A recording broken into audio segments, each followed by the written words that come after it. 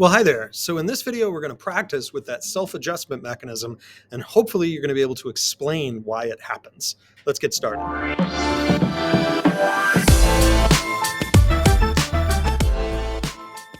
Okay, so the first one says, for each scenario, draw the economy in its initial state now, then show the shift.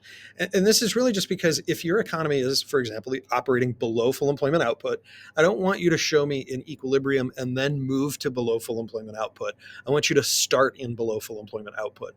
And that's a really important observation, right? The economy can only be in one of three places. It can be at full employment output, it can be below it, or it can be above it. And if it tells you to start below it, then you start below it. If it says start in full employment output, you start in it. If you start above it, then you start above it. But don't start just in equilibrium out of habit and then move into it if it says that you're actually starting in it. All right, so now we're going to draw the graph. And we know we've got Y and PL. And then it says it's below full employment output. So I'm going to put my LRAS a little bit to the right, because I know that that's how much my full employment is. And I know that my current level of output is somewhere less than that. So where my AD and SRAS intercept, that's where I'm going to put my Y1 and my PL1.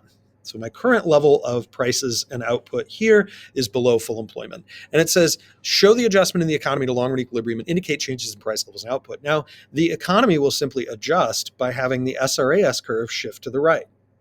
So I'm going to say SRAS2, shift to the right indicator, and then I'm going to indicate a shift to the right here in terms of output. And I don't have any label for this other one, so I am going to use PL2 and a shift to the right there. So I have moved back to full employment level output, and I've lowered prices. And then it says explain. So I do need some reason for why this happened. So we would say at Y1, relatively high unemployment, high UE. So workers begin to accept lower wages. Workers begin to accept lower wages. Therefore, we can say, and again, we could probably tighten up the pros on this, but therefore we can say that input costs, or you could say resource costs, or you could say costs of production, input costs go down, and therefore SRAS increases. We need to tie the wages to the SRAS, so we can't get away with just saying relatively high unemployment, so workers begin to accept lower wages, SRAS increases. You need this shifter here, and the key part of it is like saying the resource costs or the cost of production or something like that, right? So we could say input costs, we could say cost of production, right? We could say resource costs. There's a few different ways. You could say factor costs. So I'm writing out all these different alternate kind of ways that you could say that factor costs, right? All of those are all the same difference. And so we're going to need that in there as the intermediate connection point between high unemployment leading to lower wages, leading to lower input costs, leading to the SRAS. Then let's take a look at the second problem. Is the economy is operating beyond full employment or above the full employment level? So again, we're going to draw the economy as it is given to us, not in the long run equilibrium. And so that's going to be an LRAS kind of a little bit to the left. That's where our YF is. And again, our above full employment means our AD and SRAS is going to be a little bit to the right.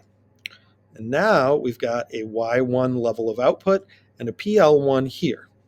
And what's going to happen as the economy self-adjusts back to long run? Well, we're way out here with very low unemployment. And as a result, workers will begin to demand higher wages, which will pull that SRAS curve back to the long run level of output.